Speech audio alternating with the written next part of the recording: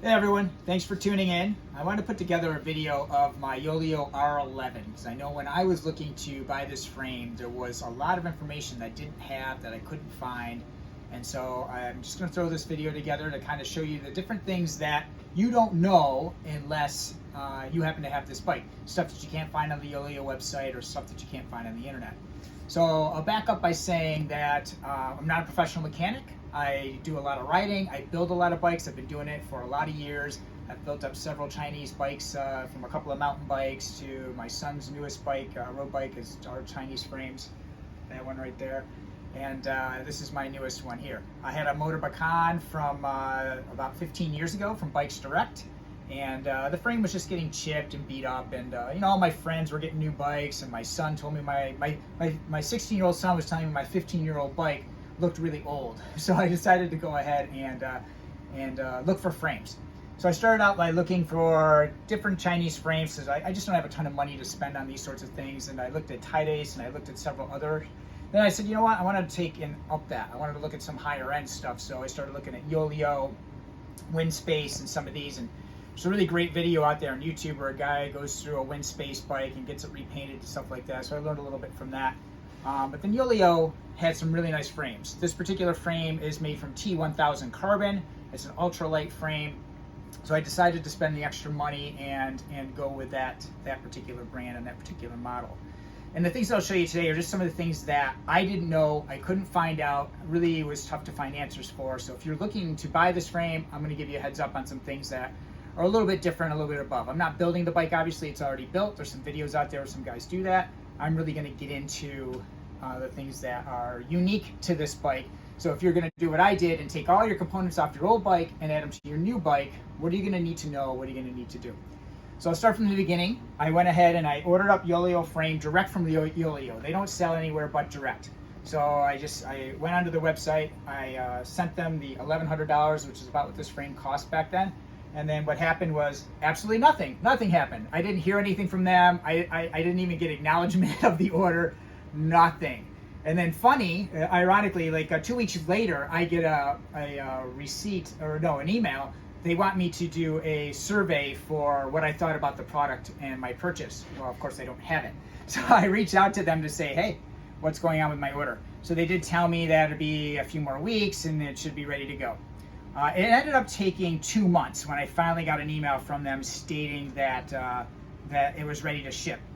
I did email them in the meantime because nowhere does it state that it comes with a headset. So I need to know what kind of headset that it came with.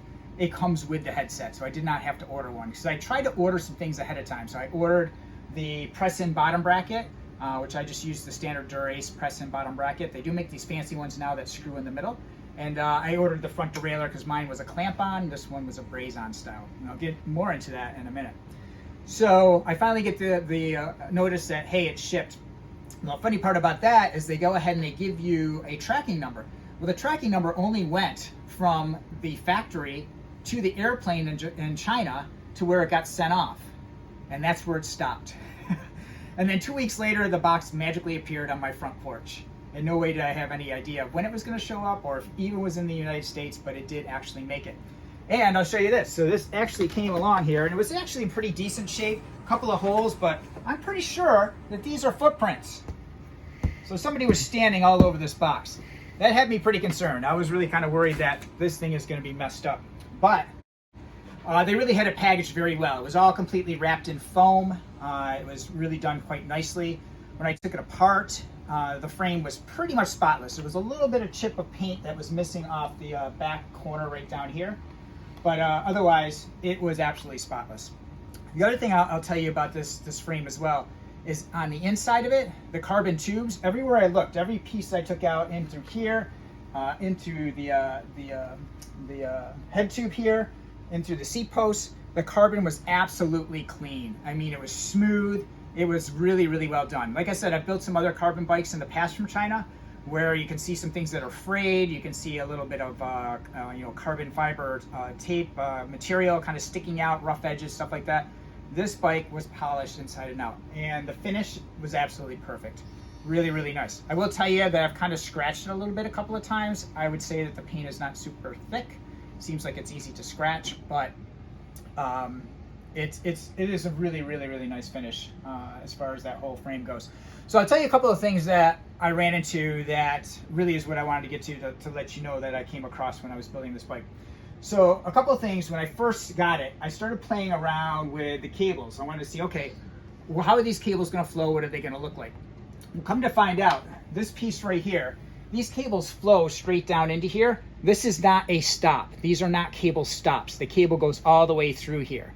And then looking on the back side of this, back here, I've got a grommet in here right now. But this also, the cable passes through. So I quickly realized that this bike was set up to have the cables run completely through the frame, right? So the cables run completely through the frame. But I will tell you that the brake cables, I'm just gonna lay this on the side, the brake cables actually do have a stop. So there's a stop here, and that's bare cable in here, though you probably could just set it up to go ahead and run a full housing through there. So first thing, housings go all the way through this frame.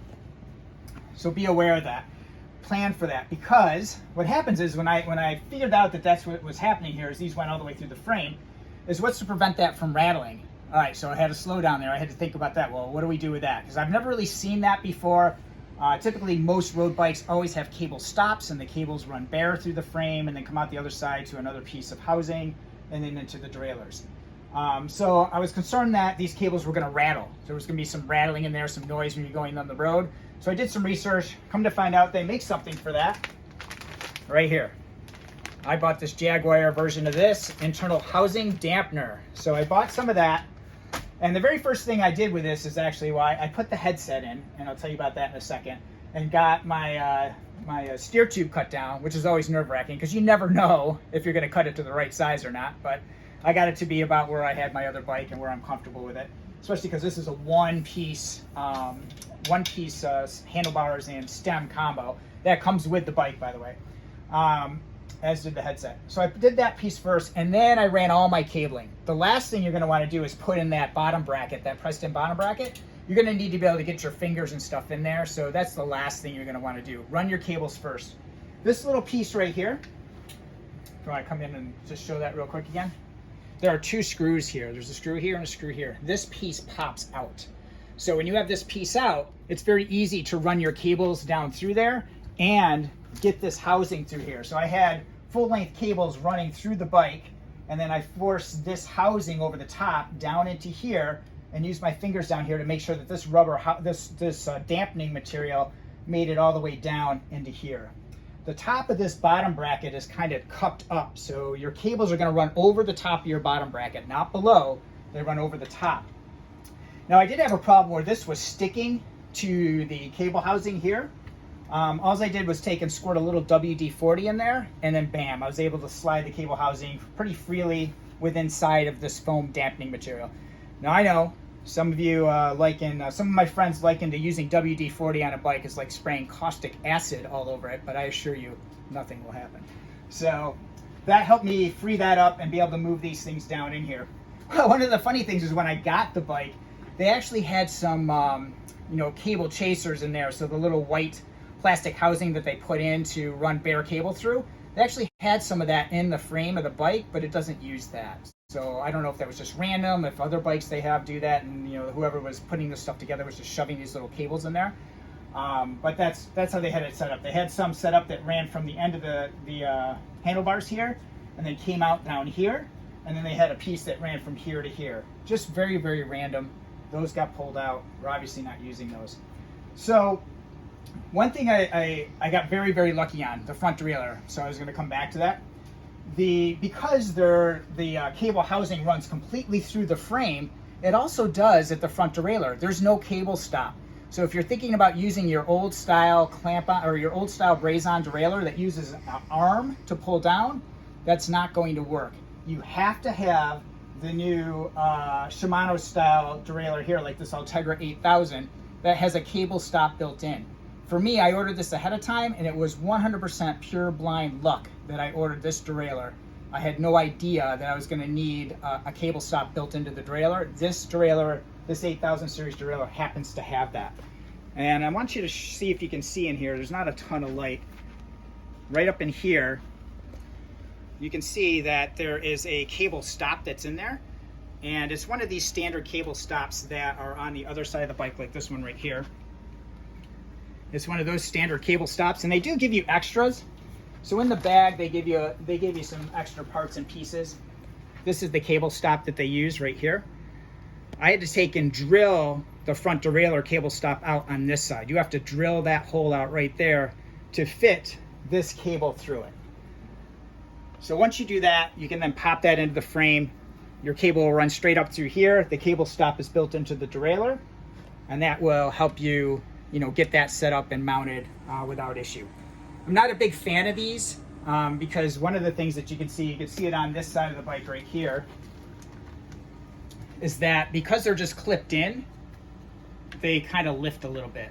I don't think they're going anywhere. Just aesthetically, it's kind of annoying. They stick up like that, where most bikes use a screw, like this one right here. So you can see this one right here has a little set screw in it. So both of these have set screws in it. And these are true cable stops on this bike. This is a Chinese frame as well, even though it's branded as framed. It's a Chinese frame. And that's T700 carbon on that one. So yeah, I wasn't a big fan of the cable stops the way they are, but it works when setting that up and getting that in place. This also uses direct mount brakes. I did not catch that. That is actually on Yoeleo's website. So if you were thinking about using your standard caliper brakes that you have on your existing bike, they're not going to work. You're going to need to go to direct mount brakes. So I kind of learned that after the fact, even though it does say that on the Yoeleo site, that is what is there is direct mount brakes. The handlebars, I'll tell you a little bit about that. I'm actually going to bring this down so you can see it a little bit better. The handlebars are one piece on here, and the cable routing, there's a couple of different ways that they have the cable routing on here. So you've got an inlet right here, and you got an exit here. It also looks like you could exit at the bottom here. There's a very large hole that's at the bottom of this that it looks like you could take these cables and run them through and have them come out right here and then spread out to wherever you need them to go. I couldn't really get those to fish through there properly. I kind of monkeyed with it a little bit, but to try to get 4 cables to go through there wasn't going to happen. So I did see a picture online of a built-up R11, and they just came in here and came out here, and that's what I did. This particular piece came with the bike. They do send you a kit for a Garmin mount and a camera or a light mount on the bottom of it. But you can see here, it's kind of kludgy. You can see that these bolts kind of stick out. This is recessed in here, actually. I could cut this and have it sit in the recess, but what will happen then is my Garmin mount is now going to be tipped back this way. So the way it is now, it actually lays pretty level, pretty flat, so I just left it like this. I may monkey with this later, figure out a different way or a different mount to put up in here, but it came with the bike. They give you a whole bunch of gadgets. Oh, the headset. The headset was an interesting thing, so I ran into this. The headset that they sent was kind of a bunch of random pieces. So you can see this was the top cap. Sorry, not that. You can see that was the top cap right there. And you can see that it has a particular Chinese name on it. And this was the top of the stack, over the bearing piece that they sent. And it has a different Chinese name on it. This piece came in the bag as well. Have no idea what this is for. But anyhow, when I did put the headset together, it kept bottoming out against the frame. It kept bottoming out right here. So no matter what I did, it wasn't working out. So I ended up going into a bag of spare headset parts that I have, and I ended up using a different cap at the top of this that didn't bottom out. It does have a little rubber seal in there to try to keep the dirt out and whatnot, and it worked fine. Here's another little issue I ran into. This is the first time I've seen this as well. This is the derailleur hanger, right? Normally, they're just one-sided. This one actually clamps around the back of the frame, right? So it's clamping right down in here. They sent these screws right here. Problem is these screws do not reach the other side, right? So I ran into a big problem here with that. Fortunately, my hardware store happened to have some stainless steel screws that were long enough to make it all the way through. So I ended up getting longer screws, and then I used a Dremel tool with a little cutoff wheel to cut the screws off, and I actually used this spare one to do that, and then I took and popped them into the bike frame back there. So you will have to do that. These do not reach. I thought I had some spares in my small parts kit, so I went and grabbed those, but they happen to be the same length as these. These are standard size ones, probably the same ones that are in his bike and some of my other bikes, but they do not fit in here. One of the other things I came across that to me is concerning, not a huge fan of this, is the seat post. The seat post mount, actually, this is kind of cool. Underneath this little rubber grommet is the wedge that holds the seat post in place. Unfortunately, it's not flush. Like on that framed bike over there, it's actually flush with the top. Here, this one sits in, and then they give you a rubber cover to go over the top of that, which is fine. I don't mind that. It's clean. It looks pretty good. What I don't like is this right here. This seat post is a circle, and this is a wedge that you put in here, and it presses this stuff up against the circle. The inside of this carbon is smooth. There are some ridges on the top piece of this mount right here. You can see one here. This is for a carbon seat rail. The one that's on there is for an aluminum seat rail. And there are some ridges on here that help put some pressure up against that. The dilemma with that is I've had some of these styles in the past and they slip. They tend to slip. And nowhere are you getting any torque specs for this. So there's no torque specs for this. There's no torque specs for any of this stuff, where this is, there's no torque specs. So you've kind of got to know, what you're doing a little bit by feel. You don't have to do some testing or whatnot. So I've got about 200 miles on this bike so far, but I was on a ride last weekend and I was bombing down a pretty good hill and I hit a pretty solid uneven piece of pavement, and I definitely heard the seat move in the carbon post. You hear this. So I had to undo it, get it level, and I tightened it down a little bit more and tried to come up with whatever spec I thought was going to be proper for torquing that down so it doesn't slip. I may actually go ahead and order another seat post from this company if that's possible, just to keep as a spare, because you can see that it's not round, it's built for the frame, so it's not something I can just replace with some other style of seat post. So not a big fan of that. So I think that's pretty much all the things that kind of set this bike apart and that are a little bit different. These are Chinese wheels. I've had these for about 5 years now. They're narrow. They're kind of an old school sort of build versus these newer ones that I have on my son's bike. These are a wider build, much more modern. Those are tubeless. These are not tubeless. I've really had no issues with them. I've had pretty good luck with them. When I was looking these up too back 5 years ago, nobody had any information on these Chinese wheels. Now you can find all sorts of stuff out there on them, and they've really been fine. They've got thousands of miles on them, and they've been really good to go. So like I say, I've got about 200 miles on the bike. It handles well. It's definitely a different geometry than my old bike. It is lighter. This bike comes in with the pedals. And at the time I did not have the water bottle cages on there, though they don't really weigh anything. It came in at 15.4 pounds. My old bike came in at 16.2 pounds, and I'll throw a picture in there so you just see what it looked like beforehand. So almost a pound I shaved off just by changing out the frame, with everything else primarily being the same. So it was worth it. It's a nice ride. It's a nice bike. It's worth the $1,100. There are some little idiosyncrasies that I'm not a big fan of, but overall it's been good. If you have any questions, please feel free to drop them below. I'll try and answer them as we go along, but that's all I wanted to show y'all. Have a great day. Hope you enjoy the video.